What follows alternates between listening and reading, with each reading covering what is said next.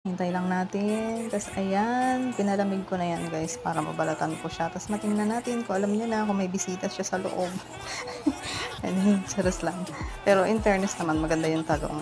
Ayan na, oh. Alam niyo, ang ganda, diba? So, ayan.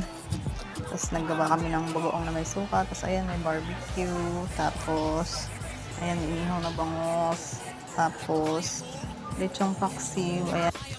Ayan, yung lechong paksiw. Nakalimutan ko na videohan yung lechong manok. Chokes to, bumili din kami. So, ayan. Tapos may prutas kami, papaya.